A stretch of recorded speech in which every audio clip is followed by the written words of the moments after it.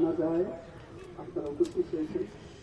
আমার বড় সন্তান সাজিদুর রহমান, আমার 3 ছেলে 1 মেয়ে। এই ছেলেটা ইন্টার পরীক্ষার্থী, এবার তার ছোট মেয়ে এসএসসি পরীক্ষার্থী। পরে একটা ছেলে হাফেজ পেয়েছে, একবারে ছোটটা 3 বছর বয়স। আজকে এখানে আমার বড় ছেলের মৃত্যুতে তার জানা যায় আমার অভিভাবক সহ জাজিরা পালংয়ের সাবেক বারবার এমপি, শরীয়তপুরের বিএনপির সাধারণ সম্পাদক, আমার অভিভাবক জনাব নাসির হোসেন কাদু ভাই এখানে উপস্থিত আছেন।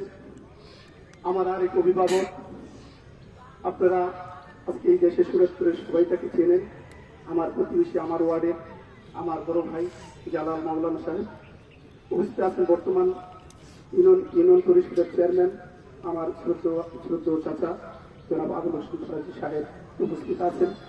আমার বিআই বীর মুক্তিযোদ্ধা ফজলুল হক আকুন্দ সাহেব, আমার এই অভিভাবক ও এলাকাবাসী ও দূর দূরান্ত থেকে আগত অতিথিবৃন্দ সবাইকে আমার আন্তরিক সালাম। আসলে আমি কি বলবো নেই আমার। কয়েকদিন আগে 2 দিন আগে আপনারা শুনেছেন খামিল সাহেব মারা গেলেন। এই খামিল সাহেবের মৃত্যুতে আমার মনে হয় কলিজার ভিতরে কেমন যেন একটা তীরের মতো ঢালা। আজকে আমার বড় সন্তান আজকে দুনিয়া নেই, এটা জানি সবাই আমরা মরে যাব। দেওয়ার মালিক আল্লাহ, নেওয়ারও মালিক আল্লাহ। আমাদেরকে ধৈর্য ধারণ করতে হবে, এটাই সত্য। তবে আমি এই ছেলেটা আসলে আমি বিগত 5 বছর চেয়ারম্যানি করেছি পালেশ্বরে।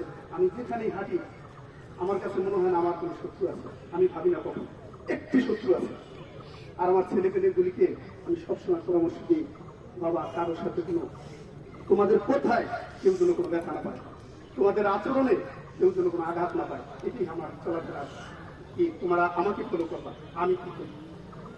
যাই হোক, আমার এই সন্তানটার জন্য আপনারা যাদের সাথে বন্ধু বান্ধব যাদের সাথে চলাফেরা করছে, আমি বলবো সেই বন্ধু বান্ধবগুলি আমার সাথে অন্তত একটু যোগাযোগ করবা, রাখবা, যাতে আমি ওই ছেলেটার সেইটা পাই।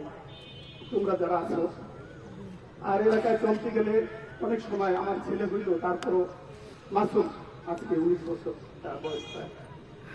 তো সেখানে যদি কোনো ভুল টুরি কারোর সাথে করে থাকে, আমাদের যে কারণ ছিল, আমাদের যার সাথে আপনাদের সম্পর্ক ভালো তার ছিল, আপনারা তাকে ক্ষমা করে দিবেন, মাফ করে দিবেন।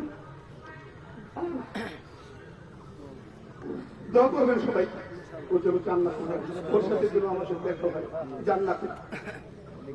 সবাইকে আসসালামু আলাইকুম। এখন যারা